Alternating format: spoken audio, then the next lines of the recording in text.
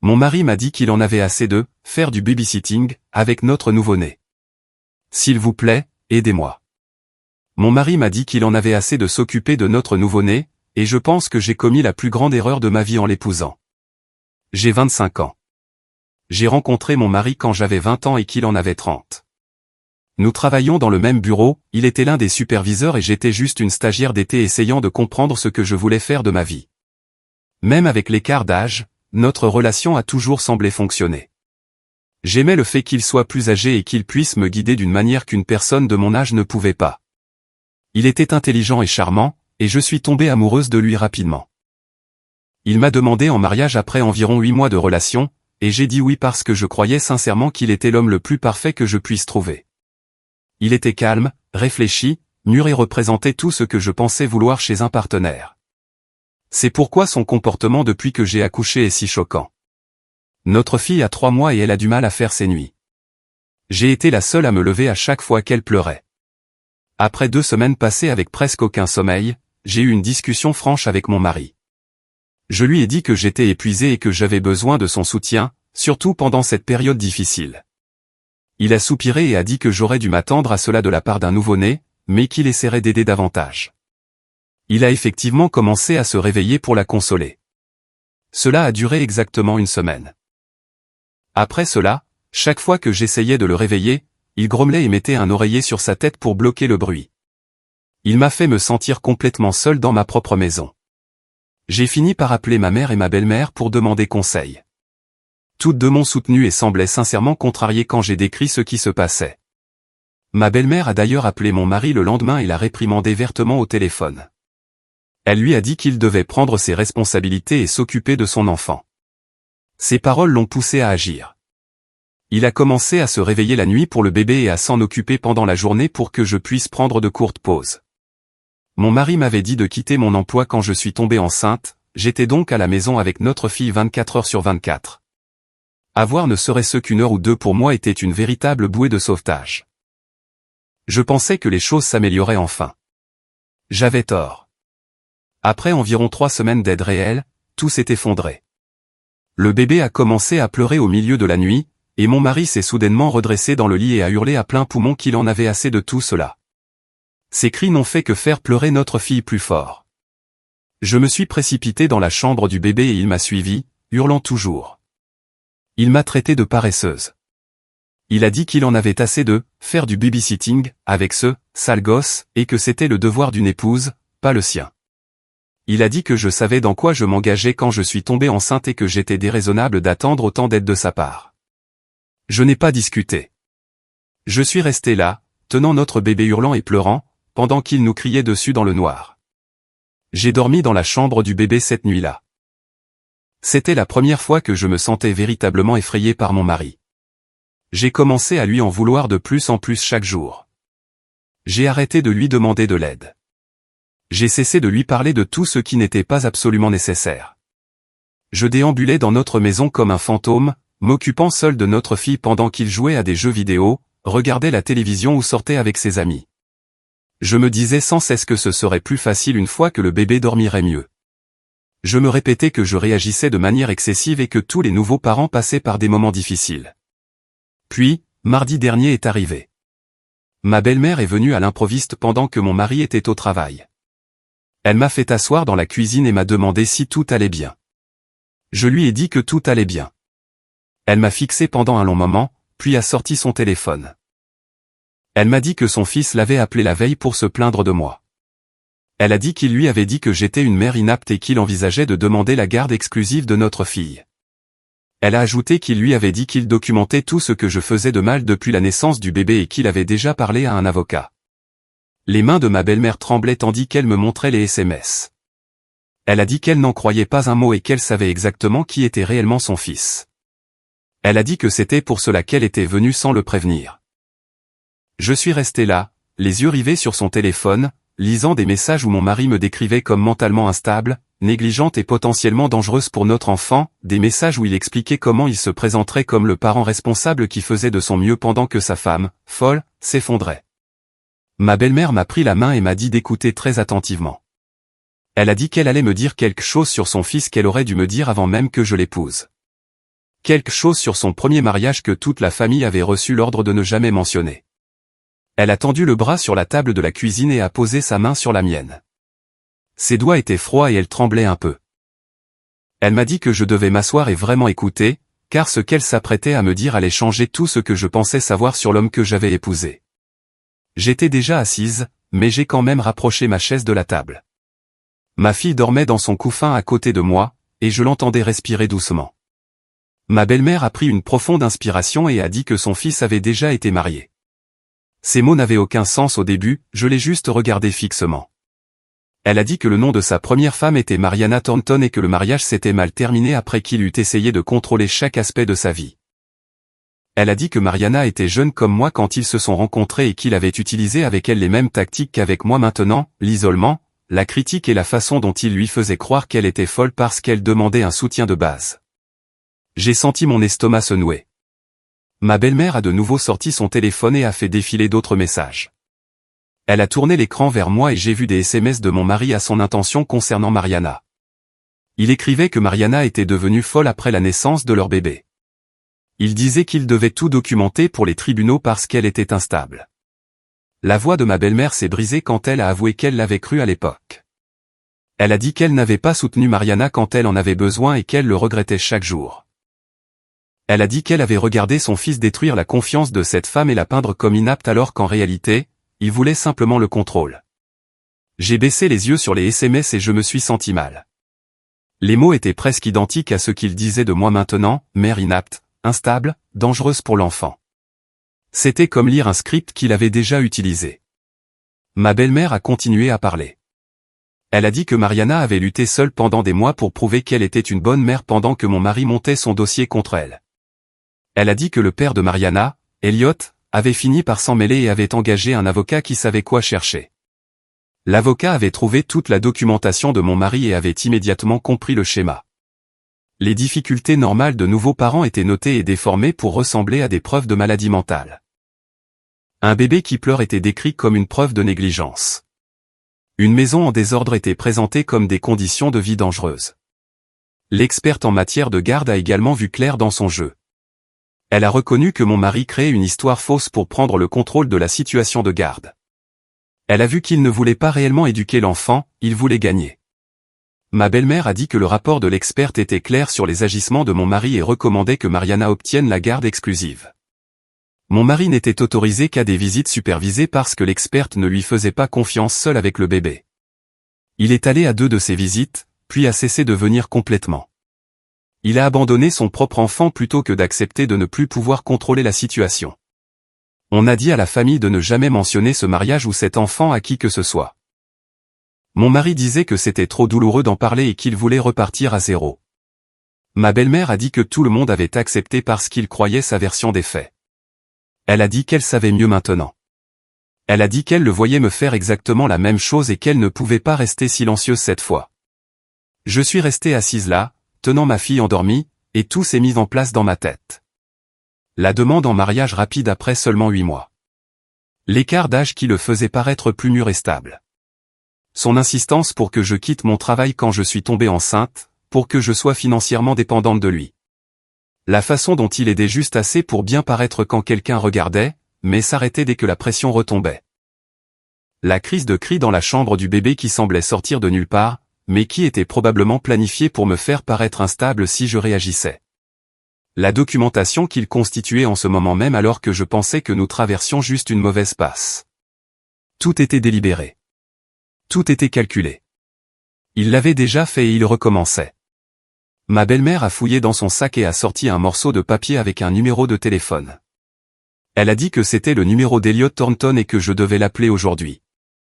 Elle a dit que l'avocat d'Elliot, Kieran Owens, se spécialisait dans des cas exactement comme celui-ci et saurait ce que mon mari prévoyait d'après son comportement passé. Elle a dit que je n'avais pas beaucoup de temps car mon mari construisait déjà son dossier, et plus j'attendais, plus il serait difficile de riposter. J'ai pris le papier et j'ai fixé le numéro. Mes mains tremblaient maintenant aussi. Ma belle-mère s'est levée et m'a serré dans ses bras. Elle s'est excusée de ne pas me l'avoir dit avant que je l'épouse. Elle a dit qu'elle pensait qu'il avait peut-être changé, mais qu'elle aurait dû s'en douter. Elle a dit qu'elle m'aiderait par tous les moyens possibles et qu'elle témoignerait sur son passé si nécessaire. Puis elle est partie, car mon mari allait bientôt rentrer du travail et elle ne voulait pas qu'il sache qu'elle était venue. J'ai attendu l'après-midi, quand je savais que mon mari serait en réunion au travail. Je me suis assise sur le canapé avec ma fille sur mes genoux et j'ai composé le numéro d'Elliot. Il a répondu à la deuxième sonnerie. Je lui ai dit qui j'étais et il y a eu un long silence à l'autre bout du fil. Puis il a dit qu'il se demandait si mon mari recommencerait un jour avec quelqu'un d'autre. Sa voix semblait fatiguée et triste.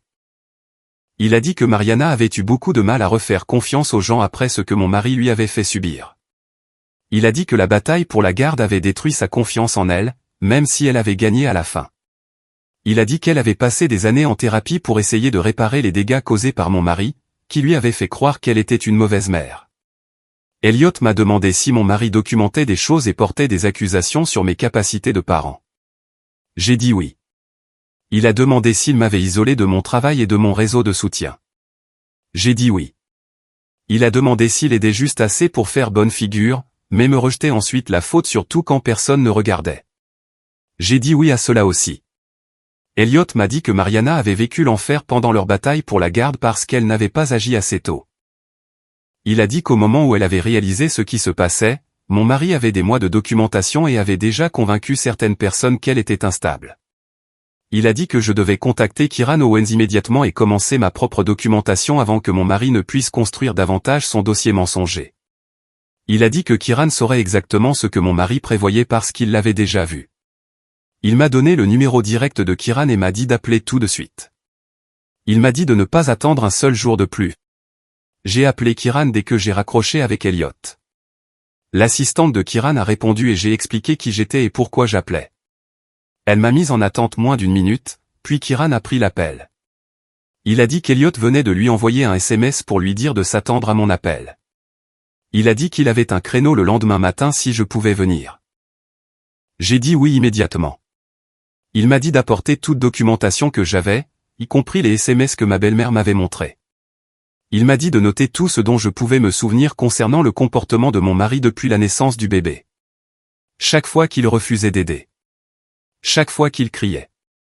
Chaque fois qu'il me faisait sentir que j'échouais. Il a dit que les détails comptaient et que je devais inclure les dates et les heures si je m'en souvenais. Le lendemain matin, ma belle-mère est venue surveiller le bébé pendant que je me rendais au bureau de Kieran. J'avais à peine dormi. J'avais passé la majeure partie de la nuit à noter tout ce dont je me souvenais, et la liste était plus longue que ce à quoi je m'attendais. Le bureau de Kieran se trouvait dans un grand immeuble du centre-ville et j'étais nerveuse en y entrant. Son assistante m'a conduite à son bureau et il s'est levé pour me serrer la main. Il paraissait avoir environ 50 ans, avec des cheveux gris et des yeux bienveillants. Il m'a invité à m'asseoir et m'a demandé de commencer par le début. Je lui ai parlé de notre rencontre au travail, de la demande en mariage rapide, du fait qu'il m'ait demandé de quitter mon emploi, du bébé, des nuits sans sommeil, de son refus d'aider, de sa crise de colère dans la chambre du bébé, et de ma belle-mère me montrant le SMS où il me traitait d'inapte et disait qu'il préparait un dossier de garde. Kieran a écouté sans m'interrompre et a pris des notes sur un bloc légal. Quand j'ai fini de parler, je lui ai montré les photos des SMS que ma belle-mère m'avait envoyés. Il les a lus attentivement et son expression est devenue plus sérieuse. Il a dit que le comportement de mon mari était une manipulation de manuel conçu pour obtenir la garde et le contrôle. Il a dit que les hommes comme mon mari ne voulaient pas réellement être les parents principaux, ils voulaient gagner et ils voulaient punir leur partenaire de ne plus être contrôlable. Il a dit que la documentation que mon mari constituait visait à créer un faux récit où il passerait pour le parent stable et responsable et moi pour celle qui s'effondrait.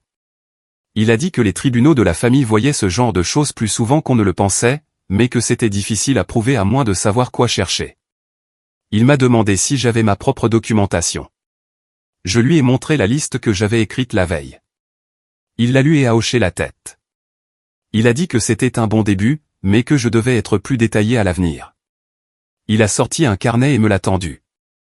Il m'a dit que je devais tout noter avec des dates et des heures précises. Chaque couche que je changeais seul. Chaque tétée nocturne.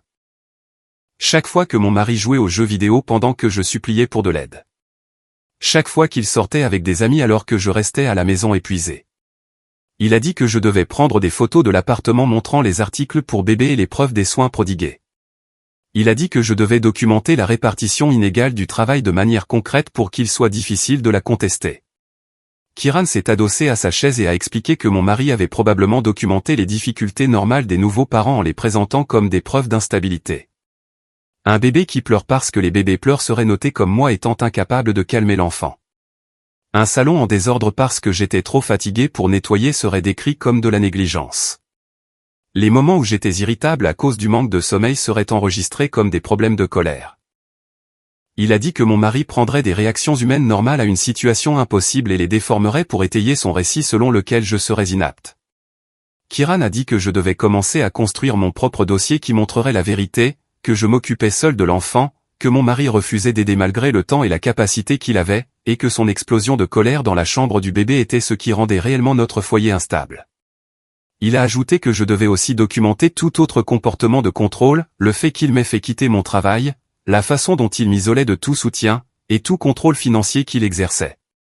Kiran a dit que ces schémas comptaient parce qu'ils montraient que sa réelle motivation n'était pas d'être un bon père, mais de maintenir son contrôle sur moi en utilisant notre fille comme un outil. Il a dit que je devais être stratégique et prudente parce que mon mari avait déjà plusieurs étapes d'avance. Mais il a aussi dit que j'avais des avantages qu'il n'attendait pas. J'avais sa mère prête à témoigner de son passé. J'avais Elliot et potentiellement Mariana pour établir un schéma récurrent. J'avais la vérité de mon côté, même s'il faudrait travailler pour la prouver. J'ai quitté le bureau de Kiran et je suis rentré directement à la maison, le carnet qu'il m'avait donné posé sur le siège passager. Ma fille dormait dans son siège auto, et je n'arrêtais pas de la regarder dans le rétroviseur, pensant à la façon dont mon mari montait un dossier pour me l'enlever. En rentrant, je l'ai mise à la sieste et je me suis assise à la table de la cuisine, le carnet ouvert devant moi. J'ai commencé à écrire tout ce dont je me souvenais des 3 derniers mois avec autant de détails que possible. J'ai noté la date, 2 semaines après sa naissance, où j'avais demandé pour la première fois de l'aide à mon mari et où il m'avait dit que j'aurais dû m'y attendre. J'ai noté chaque nuit où je m'étais levé seul pour la nourrir, la changer ou la rendormir pendant qu'il restait au lit avec un oreiller sur la tête. J'ai noté les fois où je l'avais supplié de la surveiller juste 1 heure pour que je puisse prendre une douche ou manger quelque chose et qu'il disait être trop occupé. J'ai noté l'après-midi où il m'avait crié dessus dans la chambre du bébé en traitant notre fille de « sale gosse ». J'ai noté chaque fois qu'il sortait avec ses amis ou jouait aux jeux vidéo pendant des heures alors que je m'occupais de tout, seul.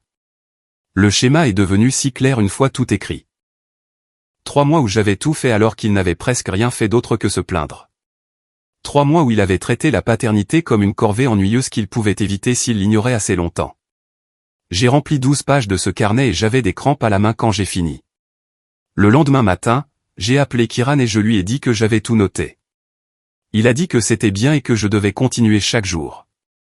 Ensuite, il m'a suggéré d'emmener ma fille chez son pédiatre pour un examen de routine et de mentionner le stress à la maison pendant le rendez-vous. Il a expliqué que les médecins sont tenus de signaler les inquiétudes concernant les situations familiales et qu'avoir un professionnel de santé qui documente ce que je vivais pourrait aider mon dossier plus tard. Il m'a dit d'être honnête sur mon épuisement et sur le peu de soutien que je recevais. J'ai pris rendez-vous avec la pédiatre, Alina, pour la même semaine. Quand j'ai emmené ma fille pour son examen, Alina l'a pesée, l'a mesurée et a dit qu'elle grandissait bien. Puis Alina m'a regardé et m'a demandé comment j'allais. Je devais avoir une mine affreuse car son expression a changé immédiatement.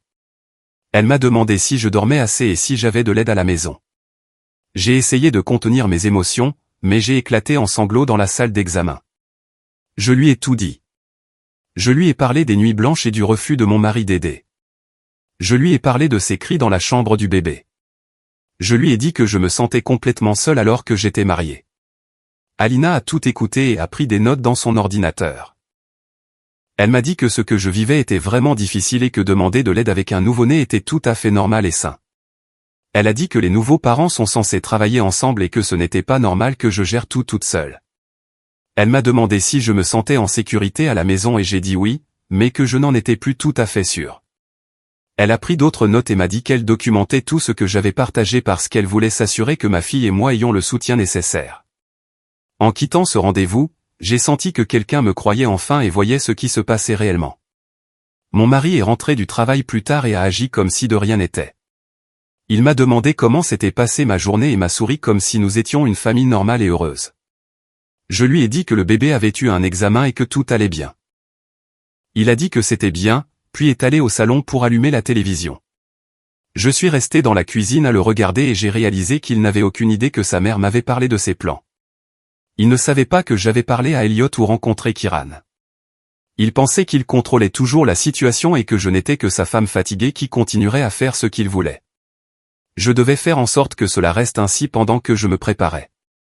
Je ne pouvais pas le laisser savoir que je construisais mon propre dossier avant d'être prête. Au cours de la semaine suivante, j'ai commencé à dormir chez ma mère les soirs où mon mari travaillait tard. Il a dit que c'était probablement une bonne chose que j'aie le soutien de ma mère. Il n'a pas demandé quand je reviendrais ni ne nous a dit que nous lui manquions, il semblait juste content que nous soyons partis. Cela a confirmé ce que je soupçonnais déjà. Il nous voyait comme des fardeaux et non comme sa famille. Il ne voulait pas être père ou mari, il voulait juste gagner ce jeu auquel il pensait que nous jouions. Ma mère m'a aidé pendant ces nuits et j'ai enfin pu dormir un peu pour la première fois depuis des mois. Mais plus important encore, elle m'a aidé à tout documenter. Nous sommes retournés à mon appartement un après-midi alors que mon mari était au travail et ma mère a tout pris en photo. Elle a photographié l'évier de la cuisine rempli de biberons que j'avais lavés. Elle a photographié le linge que j'avais plié dans les paniers. Elle a photographié la chambre du bébé que je gardais propre et organisée. Ensuite, elle a photographié l'installation de jeux de mon mari dans la chambre d'amis avec son ordinateur coûteux et tous ses jeux parfaitement alignés sur l'étagère. Le contraste était flagrant. Je gérais seul tous les soins du bébé pendant qu'il passait son temps libre à jouer à des jeux vidéo. Nous avions la preuve visuelle que tout était inégal. J'ai revu Kiran et lui ai montré les photos et mon carnet mis à jour. Il a dit que je faisais exactement ce qu'il fallait. Puis il m'a dit que je devrais suggérer une thérapie de couple à mon mari. Il a dit que mon mari refuserait probablement ou essaierait de saboter la démarche, et que dans les deux cas, cela aiderait à prouver qu'il n'était pas intéressé par la réparation de notre relation. Il a dit que cela prouverait que mon mari se concentrait sur la construction d'un dossier de garde au lieu d'être un meilleur partenaire ou père. Je ne voulais pas aller en thérapie avec lui, mais je comprenais pourquoi Kiran le suggérait. C'était une autre preuve qui aiderait à protéger ma fille. Ce week-end-là, j'ai abordé le sujet pendant le dîner. J'ai dit à mon mari que je pensais que nous devrions essayer une thérapie de couple parce que les choses étaient vraiment difficiles depuis la naissance du bébé. Il s'est immédiatement mis sur la défensive. Il a dit que j'exagérais et que tous les nouveaux parents passaient par des moments difficiles. Je suis resté calme et j'ai dit que je pensais quand même que cela nous aiderait. Il s'est encore plus agité et a dit que j'essayais de le faire mal paraître. J'ai demandé pourquoi il pensait cela si la thérapie était censée nous aider tous les deux. Il s'est levé de table et a dit que j'étais déraisonnable. Puis il a pris ses clés et est sorti furieux de l'appartement. Je l'ai entendu claquer la porte de la voiture et partir. Je suis resté assis seul avec ma fille et j'ai ajouté cette conversation à mon carnet avec la date, l'heure et exactement ce qu'il avait dit. Environ 1 heure après son départ, j'ai entendu frapper à ma porte. C'était ma voisine d'en face. Elle a demandé si tout allait bien parce qu'elle avait entendu des cris. Je lui ai dit que nous venions d'avoir une dispute, mais que tout allait bien maintenant. Elle a eu l'air inquiète et a dit qu'elle l'avait déjà entendu crier auparavant et qu'elle voulait s'assurer que j'étais en sécurité. Je l'ai remercié et je lui ai dit que j'appréciais son geste. Après son départ, j'ai aussi noté cette conversation. J'étais reconnaissante d'avoir un témoin qui pourrait confirmer le comportement de mon mari si jamais j'en avais besoin. Ma belle-mère m'a appelé le lendemain. Elle a dit qu'elle se sentait coupable de ne pas avoir parlé plus tôt du passé de son fils. Elle a dit qu'elle aurait dû m'avertir avant que je ne l'épouse, mais que la famille s'était mise d'accord pour ne jamais parler de son premier mariage. Elle a dit qu'elle en avait fini de le protéger des conséquences de ses actes. Puis elle a proposé d'écrire une déclaration sur tout ce qui s'était passé avec Mariana et sur le fait que mon mari suivait le même schéma avec moi. Elle a dit que si cela pouvait aider mon dossier, elle mettrait tout par écrit et témoignerait si nécessaire. Je lui ai dit que je ne pouvais pas lui demander de faire ça car c'était son fils. Elle a répondu que c'était précisément pour cela qu'elle devait le faire. Elle a dit qu'être sa mère signifiait qu'elle avait la responsabilité de l'empêcher de blesser d'autres personnes. Je l'ai remerciée et je lui ai dit que je ferais savoir à Kiran qu'elle était prête à fournir une déclaration. Après avoir raccroché, je suis resté là à tenir ma fille, sentant que j'avais peut-être enfin une chance de la protéger de mon mari. 3 jours ont passé et l'humeur de mon mari a complètement changé. Il est rentré du travail le jeudi soir et m'a trouvé en train de nourrir le bébé au salon. Il s'est assis à côté de moi et a dit que nous devrions finalement essayer la thérapie de couple. Je l'ai regardé avec prudence car ce changement soudain me paraissait suspect. Il a sorti son téléphone et m'a montré le site web d'une thérapeute. Elle s'appelait Whitney Flor et se spécialisait dans la thérapie familiale. Il a dit qu'il avait réfléchi à ce que j'avais dit et réalisé que nous avions besoin d'une aide professionnelle. Je lui ai dit que j'allais y réfléchir et que je le lui ferais savoir. Une fois qu'il a été couché, j'ai envoyé un SMS à Kiran pour lui parler de ce changement soudain. Il m'a rappelé dans les 5 minutes. Il a dit que mon mari avait probablement déjà parlé à Whitney Flor et savait qu'elle soutiendrait sa version des faits. Il a dit que les agresseurs suggèrent souvent des thérapeutes spécifiques qu'ils ont déjà consultés ou qui ont la réputation de croire celui qui les contacte en premier. Il m'a dit d'insister pour choisir ma propre thérapeute et de voir comment mon mari réagirait. Le lendemain matin, j'ai dit à mon mari que j'appréciais qu'il soit ouvert à la thérapie, mais que je voulais choisir la thérapeute moi-même. Son visage a changé instantanément. Il a demandé pourquoi je ne pouvais pas simplement prendre celle qu'il avait trouvée. J'ai dit que je voulais quelqu'un avec qui aucun de nous n'avait de lien pour que ce soit équitable. Il s'est levé de la table de la cuisine et a dit que j'étais autoritaire. Il a dit qu'il essayait de réparer notre mariage et que je rendais cela impossible. Il m'a traité de déraisonnable et a dit que je devais toujours faire les choses à ma façon. Je suis resté calme bien que mes mains tremblaient. J'ai sorti mon téléphone et ajouté sa réaction à mes notes avec la date et l'heure. Il m'a vu taper et a demandé ce que je faisais. Je lui ai dit que je gardais une trace de nos conversations sur la thérapie. Il s'est encore plus emporté et a dit que j'essayais de monter un dossier contre lui. Je n'ai pas discuté, j'ai continué à taper pendant qu'il criait. Finalement, il a pris ses clés et est parti au travail plus tôt. J'ai appelé Kiran après son départ et lui ai raconté ce qui s'était passé. Il a dit que la réaction de mon mari prouvait son point de vue. Il a dit que quelqu'un qui voulait sincèrement réparer son mariage se moquerait du choix de la thérapeute. J'ai passé l'après-midi à chercher des thérapeutes familiaux et j'ai trouvé quelqu'un qui avait de bons avis et de l'expérience dans les cas de garde. Elle s'appelait Dr Saratan et avait des rendez-vous disponibles en soirée. J'ai réservé notre première séance pour le mardi suivant. Quand mon mari est rentré ce soir-là, je lui ai dit que j'avais pris rendez-vous pour la thérapie. Il a demandé qui j'avais choisi et je lui ai montré le site du Dr Tan. Il a regardé longuement puis a dit « D'accord ». Sa voix était plate et colérique, mais il a accepté d'y aller. La semaine suivante a été tendue. Mon mari m'a à peine parlé, sauf pour confirmer l'heure du rendez-vous. J'ai continué à m'occuper seul de notre fille pendant qu'il travaillait et jouait aux jeux vidéo. Ma belle-mère a appelé 2 fois pour prendre de mes nouvelles et je lui ai parlé de la thérapie. Elle a dit qu'elle espérait que cela aiderait, mais elle semblait dubitative. Le mardi soir est arrivé et nous sommes allés au bureau du Dr Tan en silence. La salle d'attente avait des fauteuils confortables et une lumière tamisée. Une femme d'une 40aine d'années est sortie et s'est présentée comme le Dr Tan. Elle nous a conduits dans son bureau et nous a demandé de nous asseoir sur le canapé. L'attitude de mon mari a changé du tout au tout dès que nous avons franchi la porte.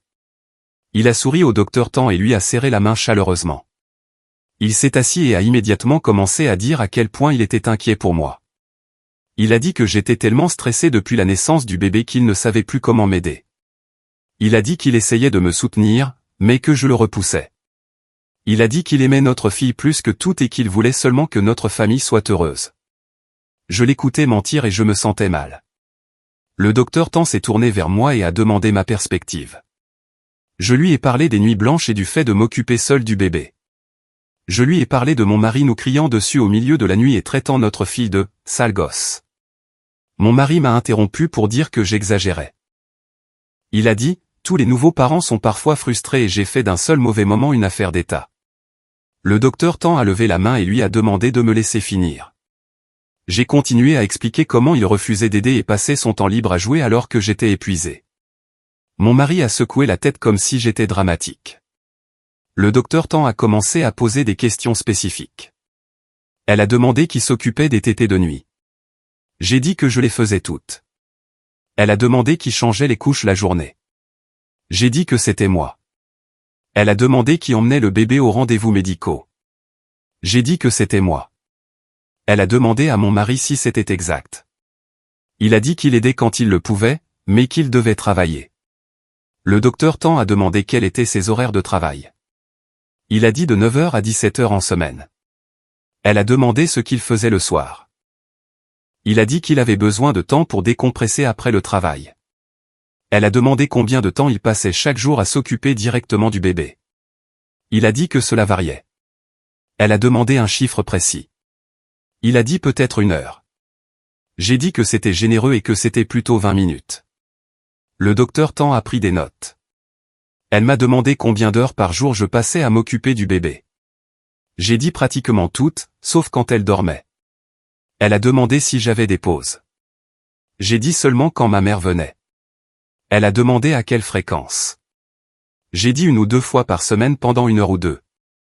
Le docteur Tan a regardé mon mari et lui a demandé s'il pensait que cette répartition du travail était équitable. Il a répondu que j'étais mère au foyer, donc que s'occuper de l'enfant était mon travail. Le docteur Tan a demandé s'il aidait pour les tâches ménagères. Il a dit qu'il sortait les poubelles. Elle a demandé s'il faisait la vaisselle, la lessive ou le ménage. Il a répondu que c'était aussi mon travail. La séance s'est terminée et le docteur Tan a dit qu'elle voulait nous revoir la semaine suivante. Nous sommes allés à la voiture et mon mari est resté silencieux jusqu'à ce que nous soyons à l'intérieur. Puis il a explosé. Il a dit que le docteur Tan était clairement de parti pris contre les hommes. Il a dit qu'elle posait des questions injustes conçues pour le faire mal paraître. Il a dit qu'il ne retournerait pas voir quelqu'un qui avait déjà décidé qu'il était le problème. J'ai dit qu'elle n'avait fait que poser des questions sur qui faisait quelle tâche. Il a dit que son ton était moralisateur. Il a dit qu'elle faisait partie de ces féministes qui pensent que les pères sont inutiles. Je suis restée silencieuse et j'ai conduit jusqu'à la maison. Il a refusé de reprendre rendez-vous. J'ai envoyé un SMS au docteur Tan le lendemain pour lui dire qu'il ne reviendrait pas. Elle a dit que ce n'était pas rare et m'a demandé si je voulais continuer des séances individuelles. J'ai dit oui. Au cours des semaines suivantes, j'ai vu le docteur Tan seul. Elle m'a aidé à voir des schémas que j'avais manqués. Elle m'a interrogé sur notre rencontre, et je lui ai parlé de l'écart d'âge et de la rapidité de l'engagement. Elle a demandé pourquoi j'avais quitté mon travail. J'ai dit qu'il m'avait suggéré que ce serait mieux pour le bébé. Elle a demandé si j'en avais eu envie. J'ai dit que je n'y avais pas vraiment réfléchi parce qu'il semblait tellement sûr que c'était le bon choix. Elle a posé des questions sur notre période de fréquentation et j'ai réalisé qu'il avait toujours pris les décisions sur les endroits où nous allions et ce que nous faisions. Elle a demandé si j'avais des amis en dehors de notre relation. J'ai réalisé que la plupart de mes amitiés s'étaient estompées après le mariage parce qu'il voulait toujours que nous passions tout notre temps ensemble en couple. Le docteur Tan a expliqué que le contrôle ne ressemble pas toujours à des cris et à de la colère. Parfois, il ressemble à de la romance et de l'inquiétude. Elle a dit que l'engagement rapide signifiait que je n'avais pas eu le temps de voir qui il était réellement. Elle a dit que l'écart d'âge lui donnait plus de pouvoir dans la relation. Elle a dit que le fait qu'il veuille que je démissionne me rendait financièrement dépendante. Elle a dit que m'isoler de mes amis me rendait émotionnellement dépendante. Je me suis assise dans son bureau et j'ai pleuré parce que je comprenais enfin ce qui m'était arrivé. Pendant ce temps, mon mari a commencé à travailler tard plus souvent. Il disait que son entreprise avait un gros projet et qu'il devait faire des heures supplémentaires. Je ne me suis pas posé de questions au début, mais ma belle-mère m'a appelé un soir pour me dire quelque chose. Elle a dit que sa sœur avait vu mon mari dans un café du centre-ville à 18h en train de parler à un homme en costume. Sa sœur l'avait reconnu et en avait parlé à ma belle-mère. Ma belle-mère avait interrogé son fils et il avait admis qu'il rencontrait son avocat. Il lui avait dit qu'il préparait son dossier de garde et voulait s'assurer que tout était prêt. Elle m'a appelé immédiatement pour m'avertir. Je l'ai remercié et j'ai appelé Kiran tout de suite. Il a dit que nous devions agir vite. Il a dit que si mon mari déposait sa demande en premier, il contrôlerait le récit dès le début. Il a dit que nous devrions demander la séparation de corps légal avant que mon mari ne puisse déposer sa motion de garde. J'ai demandé si nous avions assez de preuves. Il a dit que nous avions ma documentation, les notes de la thérapeute, la déclaration de ma belle-mère et le schéma récurrent de son premier mariage. Il a dit que c'était suffisant. Nous avons déposé les papiers ce vendredi-là. Kiran s'est arrangé pour que mon mari reçoive la signification à son bureau le lundi matin. J'ai passé le week-end chez ma mère avec le bébé parce que j'avais peur de sa réaction. Le lundi après-midi, mon téléphone a commencé à sonner. C'était mon mari. Je n'ai pas répondu. Il a appelé 6 fois de plus. Puis les SMS ont commencé à arriver. Le premier disait qu'il ne pouvait pas croire que je lui ferais ça. Le deuxième disait qu'il m'aimait et que nous pouvions arranger les choses. Le troisième disait que je faisais une énorme erreur. Le quatrième disait que j'allais le regretter. Le cinquième disait qu'il s'assurerait que je ne reverrais plus jamais notre fille. Le sixième disait qu'il était désolé et qu'il ne pensait pas ce qu'il écrivait. J'ai transféré chaque SMS à Kiran au fur et à mesure. Kiran m'a appelé 3 jours plus tard pour me dire que ma belle-mère lui avait envoyé sa déclaration écrite. Il m'a demandé de passer à son bureau pour la relire avant de la soumettre au tribunal. Ma mère a gardé le bébé et je suis allé au centre-ville l'après-midi. Le bureau de Kiran était au 4e étage d'un immeuble en briques près du palais de justice. La salle d'attente avait une moquette beige et des chaises de bureau ordinaires. Une femme à l'accueil m'a dit d'aller directement au bureau de Kiran. Il était assis à son bureau quand je suis entré et s'est levé pour me serrer la main. Il m'a désigné la chaise en face de lui et a fait glisser un dossier sur le bureau. Je l'ai ouvert et j'ai commencé à lire la déclaration de ma belle-mère. Elle avait écrit 6 pages décrivant le premier mariage de son fils avec Mariana. Elle expliquait comment il avait semblé être un mari dévoué au début, mais était progressivement devenu contrôlant et critique. Elle a écrit comment il avait convaincu Mariana de quitter son travail et de s'éloigner de sa famille. Elle a décrit comment il documentait tout ce que Mariana faisait après la naissance de leur bébé et montait un dossier pour dire qu'elle était instable. Ma belle-mère a admis qu'elle l'avait cru à l'époque et n'avait pas soutenu Mariana. Elle a écrit qu'elle regrettait cette décision chaque jour et refusait de commettre la même erreur 2 fois. Elle a déclaré clairement que son fils suivait exactement le même schéma avec moi et qu'elle témoignerait contre lui si nécessaire. J'ai fini de lire et j'ai regardé Kiran. Il m'a dit que c'était une preuve puissante car cela montrait qu'il l'avait déjà fait. Il a dit que les juges font attention quand la propre mère d'un parent est prête à témoigner contre lui. Il m'a demandé si j'étais prête à poursuivre l'affaire de garde. J'ai dit oui. Kiran a fait des copies de la déclaration et les a déposées au tribunal l'après-midi même. Il m'a rappelé le lendemain matin pour me dire qu'il avait parlé à Elliot Thornton, le père de Mariana. Elliot avait proposé de fournir sa propre déclaration sur ce qui s'était passé pendant la bataille pour la garde des années auparavant. Il a aussi dit que Mariana était prête à me parler directement si je voulais entendre son expérience de première main. Kiran a dit que c'était mon choix, mais que parler à Mariana pourrait m'aider à comprendre à quoi m'attendre des tactiques de mon mari. Je me suis assise à ma table de cuisine, réfléchissant si je voulais entendre ces détails. Une partie de moi avait peur de savoir à quel point les choses pouvaient mal tourner. Mais une autre partie savait que je devais être préparé. J'ai dit à Kiran que je voulais parler à Mariana. Il a dit qu'il transmettrait mon numéro et qu'elle me contacterait quand elle serait prête. 2 jours plus tard, mon téléphone a sonné avec un numéro inconnu. J'ai répondu et entendu une voix de femme me demander si c'était moi. J'ai dit oui. Elle m'a dit qu'elle s'appelait Mariana et qu'Elliot lui avait donné mon numéro. Elle a demandé si j'avais le temps de parler. J'ai dit que oui.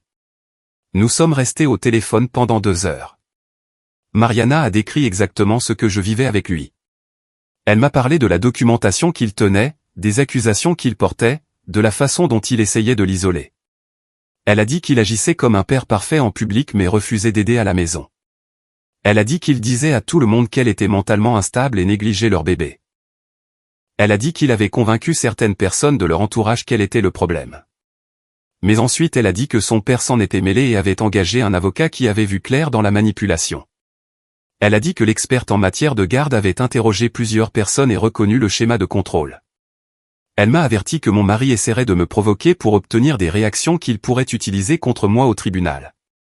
Elle a dit qu'il pourrait déclencher des disputes en public ou envoyer des messages conçus pour me mettre en colère.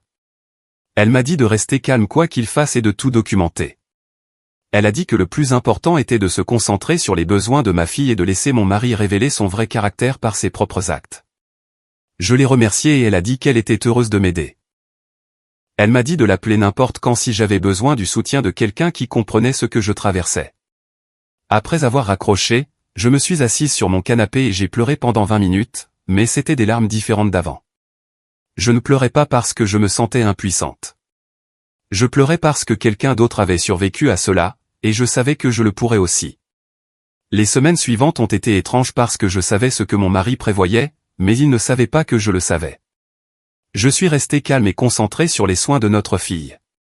J'ai documenté chaque interaction avec lui dans mon carnet. Le comportement de mon mari est devenu plus imprévisible. Le tribunal avait mis en place un calendrier de garde temporaire où il était censé avoir notre fille un week-end sur 2. Sa première visite était prévue un samedi matin à 10 heures. J'avais tout préparé pour 9h30. J'avais fait son sac à langer avec les biberons, les couches, des vêtements de rechange et sa couverture préférée. J'attendais au salon avec elle dans mes bras. 10 heures sont passées. 10h30 sont passées. À 11h, je lui ai envoyé un SMS pour lui demander s'il venait. Il n'a pas répondu. À midi, j'ai appelé et je suis tombé sur la messagerie. Il m'a finalement envoyé un SMS à 14h disant qu'il avait été occupé et qu'il avait oublié. Il m'a reproché de ne pas le lui avoir rappelé alors que l'ordonnance du tribunal était claire sur l'horaire. J'ai immédiatement transféré cet échange à Kiran. Kiran a dit que c'était une bonne preuve que mon mari n'était pas réellement intéressé par l'éducation de l'enfant, mais seulement par le maintien du contrôle via le système judiciaire. Le tribunal a nommé une experte en matière de garde pour nous interroger tous les deux et faire une recommandation sur ce qui serait le mieux pour notre fille. Mon mari y est allé en premier et moi 2 jours plus tard. Je suis arrivé à son bureau au centre-ville. L'experte m'a accueilli dans la salle d'attente et m'a conduite dans son bureau. Elle portait un blazer bleu et avait un bloc-notes sur son bureau. Elle m'a demandé de m'asseoir et a dit que l'entretien durerait environ 2 heures. Elle a commencé par des questions de base sur mon parcours et notre rencontre.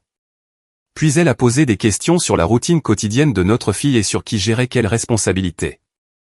J'ai décrit une journée type et expliqué que je faisais tout, les nuits, les couches, les médecins et les repas. Elle a demandé ce que mon mari apportait et j'ai dit qu'il jouait aux jeux vidéo et sortait avec ses amis. Elle a demandé si j'avais un réseau de soutien et j'ai parlé de ma mère et de ma belle-mère. Elle a semblé intéressée quand j'ai mentionné ma belle-mère et a demandé quel genre de relation nous avions. J'ai expliqué qu'elle m'avait énormément soutenu et qu'elle avait même fourni une déclaration. L'experte a pris des notes et a dit qu'elle parlerait à ma belle-mère dans le cadre de son enquête. Elle a aussi dit qu'elle parlerait à Elliot Thornton, qui l'avait contacté. Elle m'a demandé si j'étais au courant pour le premier mariage, j'ai dit oui. Elle a demandé ce que je pensais de cette information, j'ai répondu que cela m'aidait à comprendre que le comportement de mon mari était un schéma répétitif, et non quelque chose que j'avais causé. Elle a hoché la tête. Pendant l'entretien, je lui ai montré tout ce que j'avais documenté. J'avais mon carnet avec les dates et les heures. J'avais les SMS qu'il avait envoyés à sa mère me décrivant comme instable. J'avais les SMS après qu'il eut reçu les papiers de séparation. Je lui ai montré les notes de thérapie du docteur en montrant son refus de participer. L'experte a passé un long moment à tout examiner. Elle a posé des questions précises sur certains incidents et j'ai répondu aussi honnêtement que possible. Elle semblait particulièrement intéressée par les parallèles entre ma situation et celle de Mariana. Elle a demandé s'il avait déjà été violent physiquement, j'ai dit non, mais que sa colère était menaçante. Elle a demandé si je m'étais déjà senti en danger chez moi, j'ai dit oui, surtout après qu'il nous eut crié dessus, moi et le bébé, au milieu de la nuit. Elle a tout noté et a dit qu'elle terminerait son évaluation dans les semaines à venir. Elle a ajouté qu'elle devait faire des visites à domicile dans nos 2 résidences et interroger d'autres personnes. Je l'ai remercié et j'ai quitté son bureau avec le sentiment que quelqu'un m'avait enfin écouté. 3 semaines plus tard, Kiran m'a appelé pour me dire que l'avocat de mon mari l'avait contacté avec une offre de règlement. Mon mari accepterait une garde partagée si je ne demandais pas de pension alimentaire. Kiran m'a demandé ce que j'en pensais. J'ai demandé si c'était une bonne affaire et il a dit absolument pas. Il a expliqué que mon mari ne voulait pas élever notre fille, il voulait juste un droit de regard pour maintenir son contrôle sur ma vie et éviter de payer. Kiran a ajouté que s'il voulait vraiment s'impliquer, il n'aurait pas raté sa première visite ni refusé la thérapie. Il a dit que l'offre servait les intérêts de mon mari, pas ceux de notre fille. Il a recommandé de rejeter l'offre et de poursuivre l'évaluation. J'ai accepté et Kiran a envoyé le rejet l'après-midi même. Mon mari m'a appelé 20 minutes plus tard et m'a hurlé au téléphone que j'étais déraisonnable et vindicative. Il a dit que je le privais de sa fille et que j'allais le regretter. Je suis restée silencieuse pendant qu'il criait, puis j'ai raccroché quand il s'est arrêté pour reprendre son souffle. J'ai sauvegardé le message vocal qu'il a laissé juste après, où il me traitait de noms que je ne répéterai pas ici. Je l'ai envoyé à Kiran qui a dit que c'était une preuve supplémentaire de son incapacité à communiquer correctement. L'experte a prévu les visites à domicile la semaine suivante. Elle est venue chez moi un mardi matin. J'avais nettoyé tout l'appartement et tout organisé. Elle a parcouru chaque pièce et pris des notes. Elle a regardé la chambre du bébé avec le berceau, la table à langer et le fauteuil à bascule. Elle a ouvert les placards de la cuisine et a vu les biberons et la nourriture en stock. Elle a vérifié la salle de bain et a vu la petite baignoire et les verrous de sécurité que j'avais installés. Elle m'a interrogé sur ma routine et je lui ai décrit une journée type. Elle a semblé satisfaite et a dit que ma maison était clairement organisée pour s'occuper d'un enfant. Elle a visité le nouvel appartement de mon mari 2 jours plus tard. Kiran m'a appelé le soir même pour me dire qu'elle l'avait contacté avec des inquiétudes. L'appartement de mon mari n'avait aucune fourniture pour bébé, aucune mesure de sécurité, et rien ne montrait qu'il s'était préparé à accueillir notre fille pour la nuit. Il n'y avait ni berceau, ni table à langer, ni protection pour les placards ou les prises. Mon mari lui aurait dit qu'il prévoyait de tout acheter, mais qu'il n'en avait pas encore eu le temps. L'experte a noté dans son rapport que cela suggérait un manque de préparation et un manque d'intérêt réel pour les soins concrets du bébé. L'experte a soumis son rapport final 6 semaines après nos entretiens. Kiran en a reçu une copie et m'a appelé à son bureau pour le revoir. Je me suis assise face à lui pendant qu'il lisait des passages à haute voix. Le rapport décrivait le manque de préparation de mon mari, son obsession pour les apparences au détriment du fond, et son schéma de comportement inquiétant lors de son précédent mariage.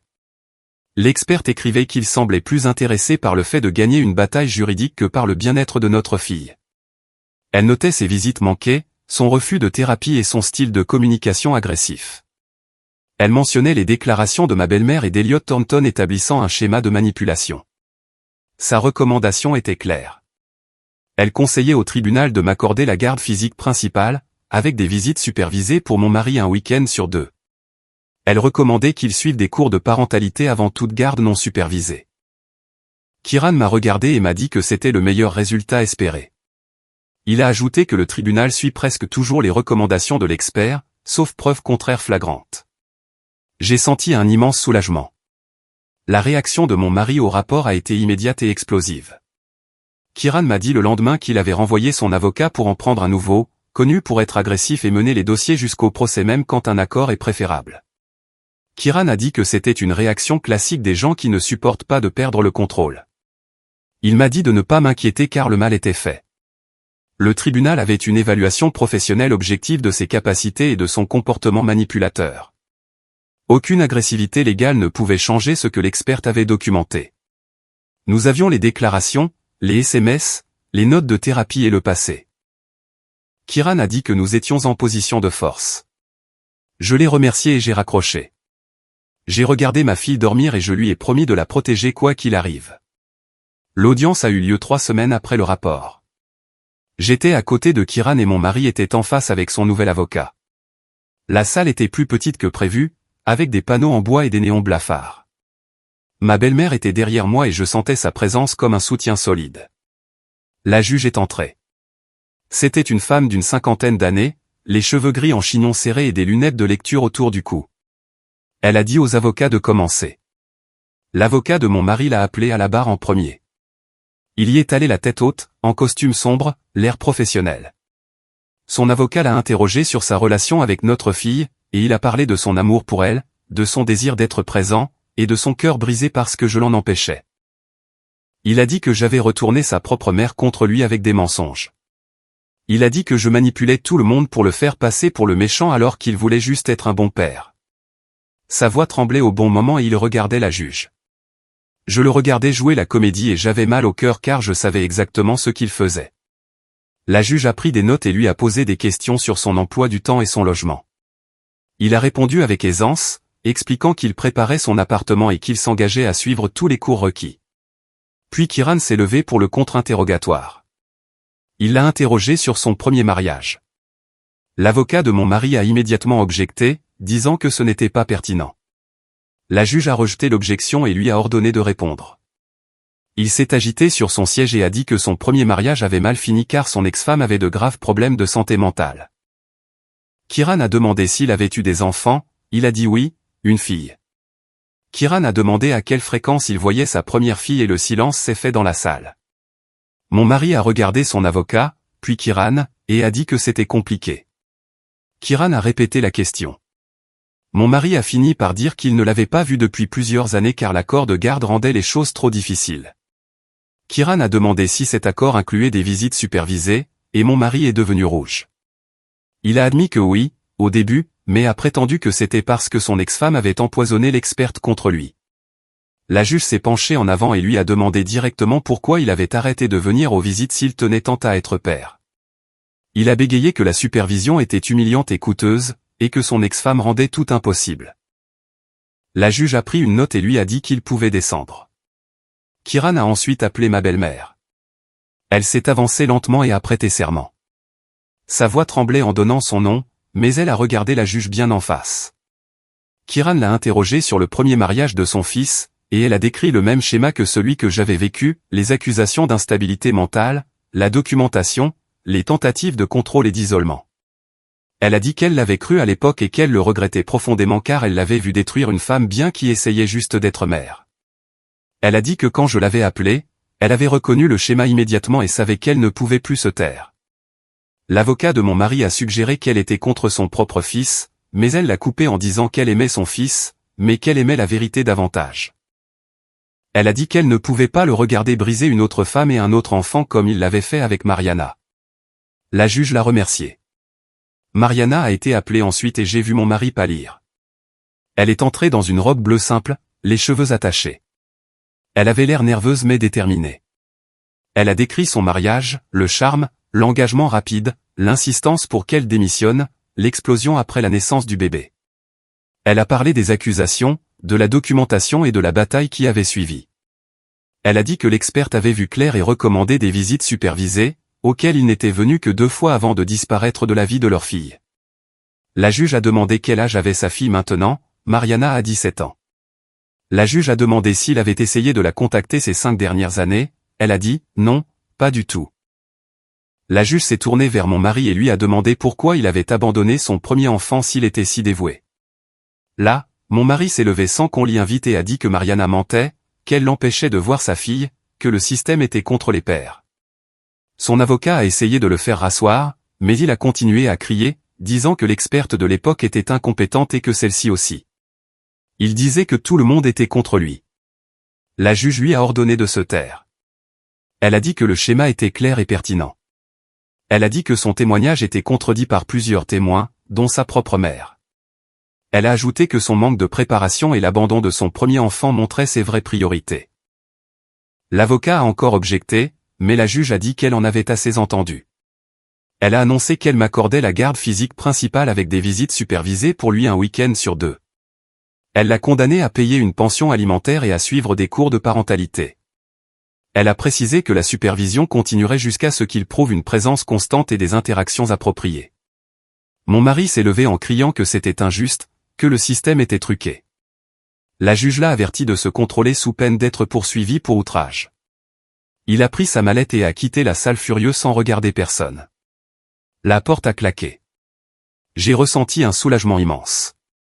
Ma fille était en sécurité. J'avais une protection légale. Kiran m'a serré l'épaule en disant que nous avions gagné. Ma belle-mère est venue m'embrasser en pleurant. Elle s'est encore excusée et j'ai dit que l'important était qu'elle ait parlé maintenant. Elle a dit qu'elle était fière de moi. J'ai accepté qu'elle reste impliquée car elle avait prouvé qu'elle ferait ce qui est juste, même contre son fils. Nous avons quitté le tribunal et j'ai appelé ma mère pour lui dire. Elle a pleuré de joie. Je suis allé chercher ma fille et je l'ai serrée forte en lui promettant que tout irait bien. Les semaines suivantes ont été comme réapprendre à respirer. J'ai commencé à chercher un travail à distance à temps partiel. Ma mère m'aidait et je recommençais à me sentir moi-même. J'ai instauré des routines pour ma fille. J'ai sécurisé l'appartement. Ma confiance revenait peu à peu. Les visites supervisées ont commencé 2 semaines plus tard dans un centre familial. Mon mari est arrivé avec 30 minutes de retard à la première visite et a passé la plupart du temps sur son téléphone. Le rapport notait qu'il n'avait tenu sa fille que 15 minutes et semblait plus intéressé par le fait d'être là en apparence que par l'interaction réelle. Il a raté la 2e visite sans prévenir. À la 3e, il s'est plaint tout le long de la supervision. L'experte a noté son hostilité et son manque d'engagement. Sur les 3 mois suivants, il n'est venu qu'à la moitié des visites. Les rapports décrivaient toujours le même schéma, distraction et plainte. Il n'a jamais fini ses cours de parentalité. Il n'a payé la pension qu'après une mise en demeure de Kiran. Il est devenu clair qu'il ne voulait pas être père, il voulait juste gagner. Une fois le contrôle perdu, il s'est désintéressé de notre fille. 6 mois plus tard, ma vie était transformée. J'avais un emploi stable à distance. Ma mère gardait la petite 3 jours par semaine. Ma fille s'épanouissait, elle dormait bien et grandissait parfaitement. La pédiatre disait qu'elle avait l'air bien plus heureuse. Moi aussi j'allais mieux. L'angoisse avait disparu. Je pouvais dormir sans avoir peur. Je prenais mes propres décisions sans être critiqué. Ma belle-mère était devenue un vrai soutien. Elle aidait pour tout, sans arrière-pensée. Je restais en contact avec Mariana. Elle me donnait des conseils pour gérer les tentatives de manipulation par SMS de mon mari. Elle m'a aidé à rester forte. Elle m'avait dit que ça deviendrait plus facile, et elle avait raison. Je pensais souvent à Elliot et à son courage. Il n'était pas obligé de s'en mêler, mais il l'a fait parce que c'était juste. Ma belle-mère aussi. Ils ont choisi la vérité plutôt que la loyauté familiale, et ce choix nous a sauvés. Ma carrière redémarrait. Ma fille était entourée de gens qui l'aimaient vraiment. La vie n'était pas parfaite, l'argent était parfois juste et j'étais parfois fatigué de tout gérer seul. Mais c'était une vie honnête. Sûre. Personne ne me manipulait, ne documentait mes échecs ou ne menaçait de m'enlever mon enfant.